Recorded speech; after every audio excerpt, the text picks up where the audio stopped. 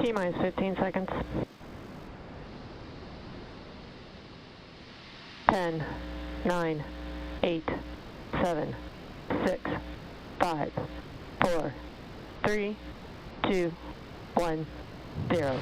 Ignition, and we have liftoff.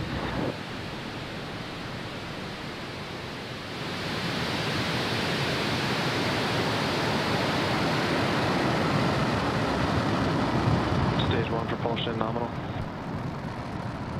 Vehicle's pitching downrange.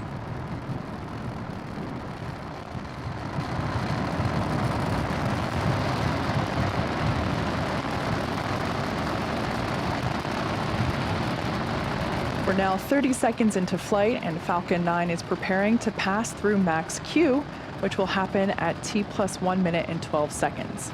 For those of you that might be unfamiliar with this term, max Q is when the vehicle will experience the greatest amount of dynamic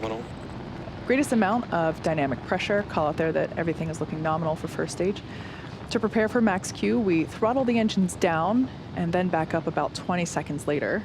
And this helps ensure that we keep those dynamic pressures below a certain level. Falcon 9 is supersonic. So there we heard the call out that the vehicle is now going faster than the speed of sound.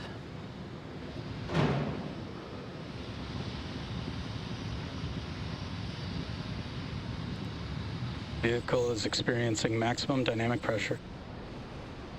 So there we heard the call out that the vehicle is passing through max Q. Again, that's the moment in which the vehicle experiences the greatest amount of dynamic pressure, greatest amount that it'll see throughout flight. Now in just a few seconds, we'll hear the call out that MVAC chill has begun.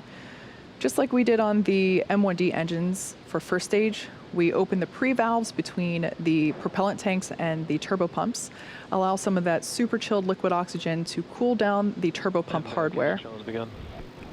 There we go, so MVAC chill has begun. So that super chilled liquid oxygen is flowing through the turbopumps, allowing them to cool off prior to full flow of propellant. Everything is looking good with stage 1 trajectory. Coming up, we're going to have 3 events happening in quick succession. We're going to have main engine cutoff, followed by stage separation and SES1, or second engine start 1.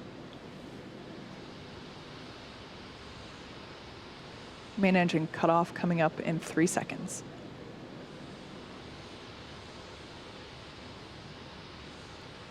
And MECO. Stage separation confirmed. All right, there on your screen we have confirmation of stage separation as well as MVAC ignition. Good MVAC ignition.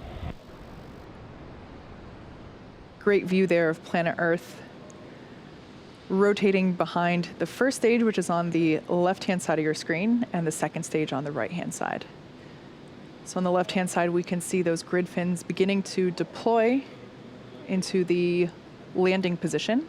Those grid fins will be utilized to help steer Falcon 9 for a precise landing on our drone ship, which, like I mentioned earlier, is positioned a couple hundred miles. Nominal trajectory. Nominal trajectory there for Falcon 9. As I said, those grid fins will be utilized to help guide and steer the booster back to the drone ship. Bearing separation confirmed. And confirmation that there you saw it on your screen, the 2 fairing halves have separated, exposing the SXM-7 satellite.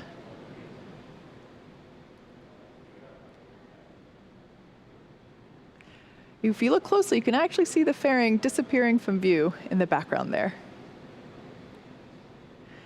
Currently at T+4 minutes and 3 seconds into flight, and we're performing the first of 2 planned MVAC burns. At stage separation, the first stage's velocity is about 2,200 meters per second, or 5,000 meters per hour, pretty fast. Once the first and second stages separate, that first stage is actually still moving at such a high velocity that it continues to raise its altitude as it coasts for a couple of minutes prior to starting its downward return back to Earth. Acquisition of signal, Bermuda. The next major milestone that we'll be able to see will be that first stage entry burn. For the entry burn, we relight the center engine, which we call E9, and then partway through the transition back through the Earth's atmosphere, we relight two more Merlin M1D engines, E1 and E5, to give us a total of 3 M1Ds, helping to slow the vehicle down as it passes back into the Earth's atmosphere. We're expecting that entry burn to begin in about 1 minute.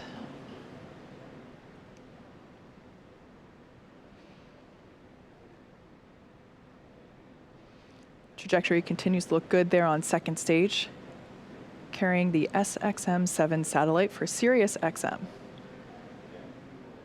Vehicle is on a nominal trajectory.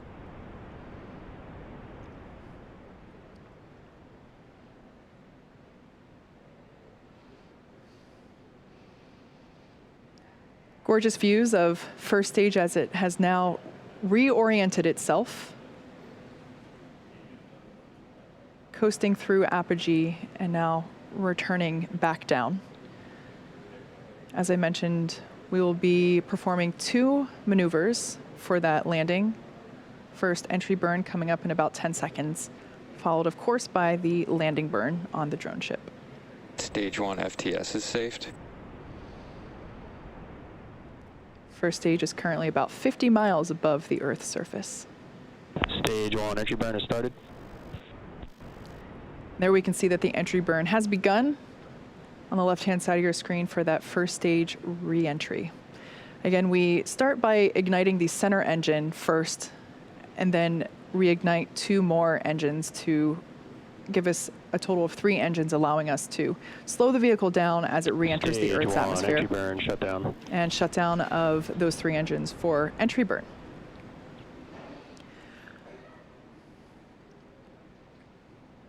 Trajectory continues to look nominal there for second stage on the right-hand side of your screen.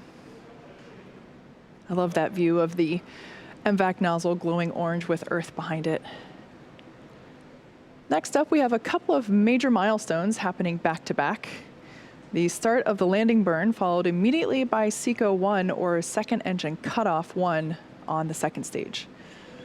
SECO is where we shut down that MVAC engine to allow the second stage to coast for a little bit. This event preserves the fuel until we need it for the final burn to take us to our targeted orbit for the SXM-7 satellite. And then about 25 seconds after SECO 1, we'll hopefully have a live view of the first stage touching down. Stage 2 is in terminal guidance. Touching down on our drone ship. Just read the instructions. So we're expecting the landing burn to begin in about 10 seconds and SECO to begin in about 15 seconds. Stage 2 FTS is saved.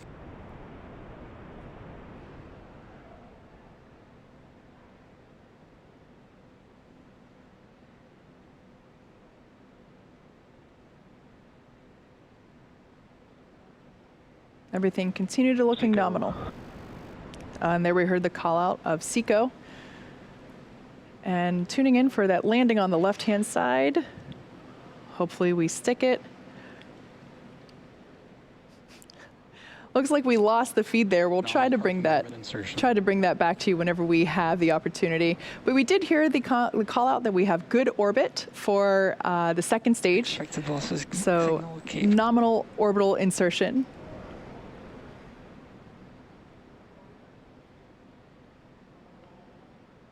Stage 1 is landed. Landing operators proceed into 11.100 on recovery 1.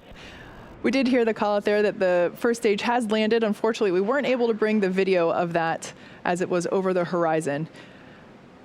And there's that view.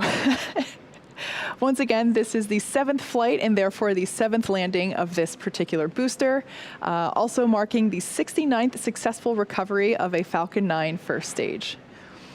The second stage vehicle has just entered its first coast phase, which will last about 18 minutes, and we'll light that MVAC engine for a second time shortly thereafter at T plus 26 minutes and 3 seconds. We're going to take a break here, and as always, if you're interested in keeping an eye on that second stage throughout its coast phase, we'll leave you with an animation. See you back here at T plus 25 minutes.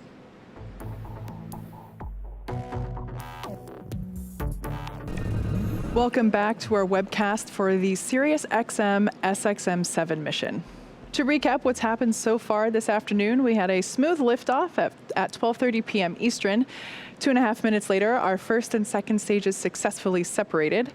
The first stage, which made its 7th flight today, landed on our drone ship. Just read the instructions. And the second stage completed its first burn, successfully inserting the SXM 7 and second stage into its planned parking orbit. Right now, we're coming up on the second burn of the upper stage engine here in just a couple of minutes.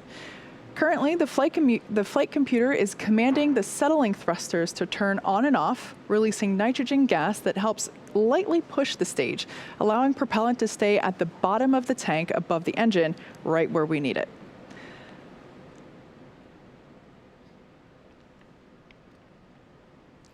We're expecting that second engine start to occur in a couple of seconds.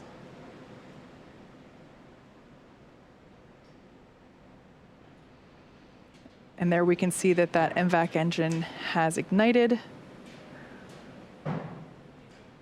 and the nozzle beginning to turn a lovely orange. At this point in time, the second stage will burn for about 45 seconds, adding over 2,000 meters per second to the second stage's speed before shutting it down for a second time. That shutdown event is called SECO 2, or Second Engine Cutoff Number 2.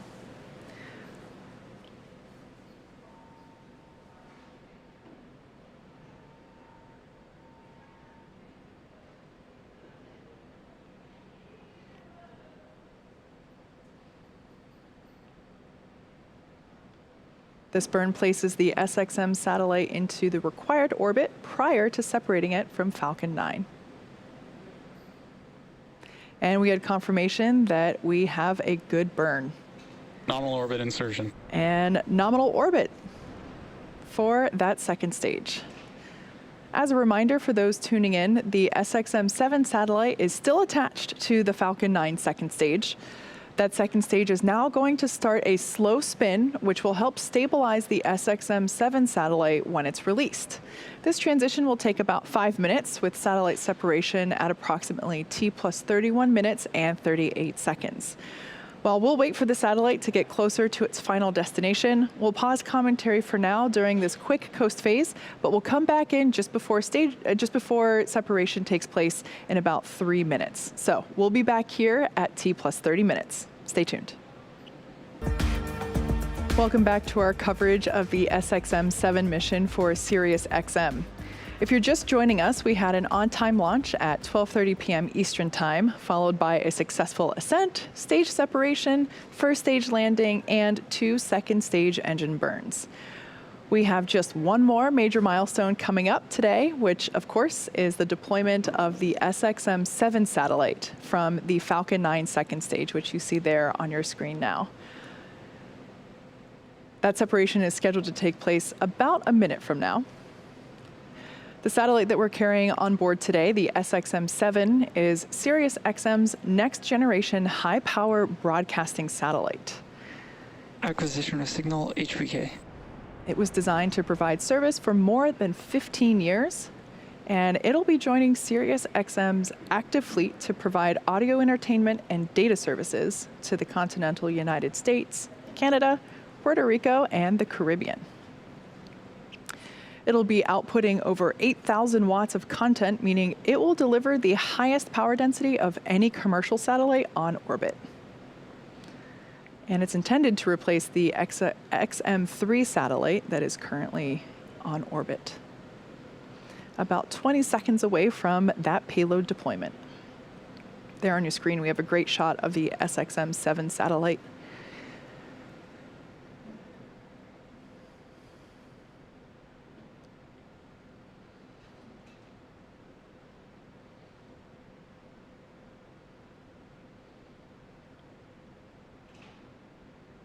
Payload separation confirmed. And there on your screen, we can see that the payload has separated. We've received confirmation of that successful separation of the SXM-7 satellite from our second stage, which will be bringing our webcast today to a close. Thank you to Sirius XM for entrusting us with the SXM-7 satellite. This mission marked the 7th launch and landing for this particular Falcon 9 booster, SpaceX's 69th successful booster landing, and despite a crazy 2020, our 25th launch this year. To the range and FAA, we appreciate having your support for today's mission. And to all of our viewers, as always, thank you for joining us and have a great day.